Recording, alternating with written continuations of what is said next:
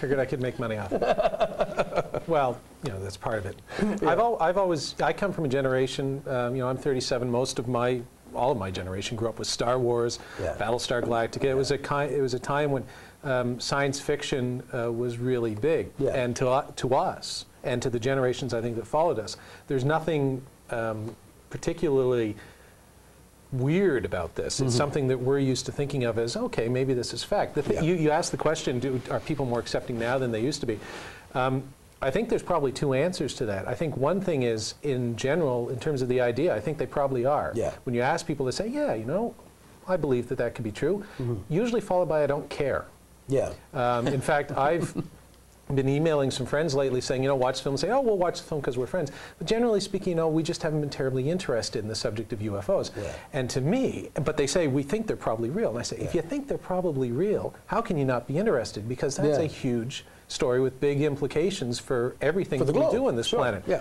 And it makes me wonder why people think that, and I think it's because they've become so inured or inoculated by seeing so many things, science fiction and science fact, that they just kind of take it for granted now. Well, if you want to see an alien, tune into Star Trek, see a Klingon. I mean, And you know, people have always said that the science fiction shows have made people more aware of the UFO phenomenon. I think that's probably true, but I think it's had a detrimental effect in terms of the actual interest that they put towards it. Yeah. And people are always, you know, my dad used to say that everyone cares about municipal elections and they don't really care about federal elections, really, because it's your own local politics that affect you. Yeah. And the same thing might be true about the UFOs. It's something out there, unless you're being abducted or whatever, but it generally doesn't touch on people's lives at the moment, whereas paying your taxes and making sure your car isn't repossessed or whatever is something that's much more immediate for you. So that's part of it too. Why Majestic 12? Why that particular topic? How did you get onto that? You had I've known Stan for years. You had produced a film years ago. A biography about him for Space back in 2001.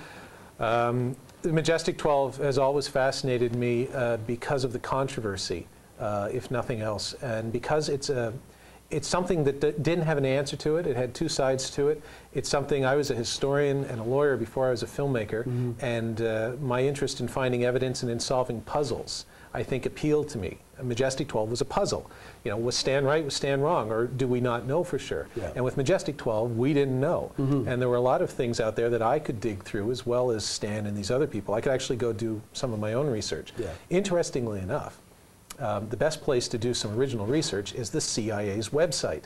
You don't have to go very far. Is that right? I think it's www.cia.gov. Yeah. And they have Freedom of Information Act documents, real documents, nobody disputes their authenticity, that have been released. And some of those documents, as the film makes clear, I mean, I was just searching the CIA's website one night, have a bearing on Majestic 12. Is that right? And whether or not Majestic 12 is authentic. And that's what historians are trained to do. It's what lawyers are trained to do. What filmmakers, documentary filmmakers should do, say, it's not just this. We need to look at all the things that are surrounding it. And the case of Dr. Menzel is one of those things.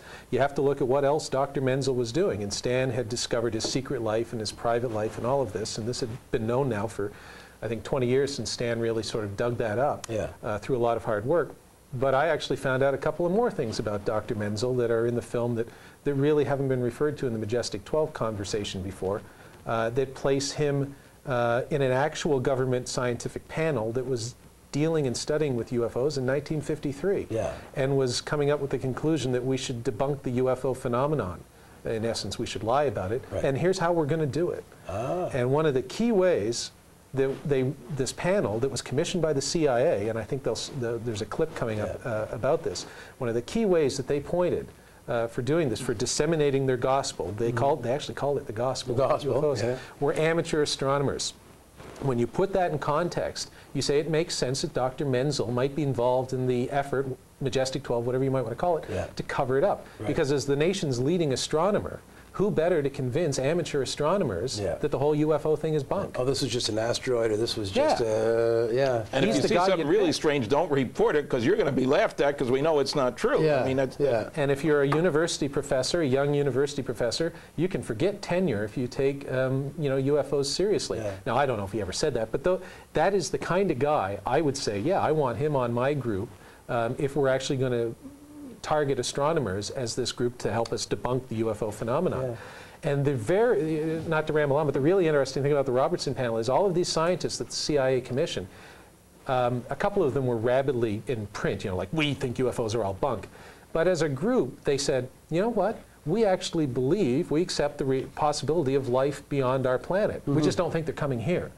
And one of them actually said, I think the extraterrestrial explanation for some of these cases is the only one we have left. And they said, well, you know, we respect your opinion, sir, but you're wrong. No, you're wrong. Yeah. But one of the members of this very panel that said we need to debunk the whole thing is actually there and saying, I think actually, you know, the extraterrestrial explanation might be valid. You don't hear that very often anymore because the panel took place 51 years ago. I've heard a lot of people speak about UFOs, and I haven't really heard anybody talk about it. I think they should, because I think ufologists live in their own world and they believe that everybody knows about this panel, and they all do. The problem is the vast majority of the populace don't. And all they have to do is say www.cia.gov or /gov and check the website out, and you can see yourself. Doesn't take much effort. Okay, we have a clip from the this documentary. You want to set it up? I think I just did. This talks about this panel. The documents that you're going to see are actual documents. They're not the Majestic 12 documents.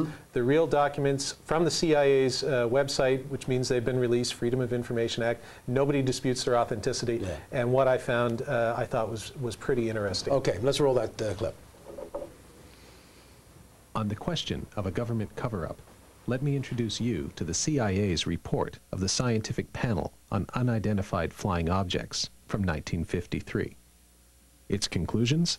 That the national security agencies take immediate steps to downplay the UFO phenomenon. The methods? A broad educational program by all agencies that would concentrate on training and debunking. This education would be accomplished by the mass media. All this despite the fact that the panel of eminent scientists accepted that the Earth might be visited by extraterrestrials. One panel member even found that the ET explanation, in many cases, was the only logical conclusion.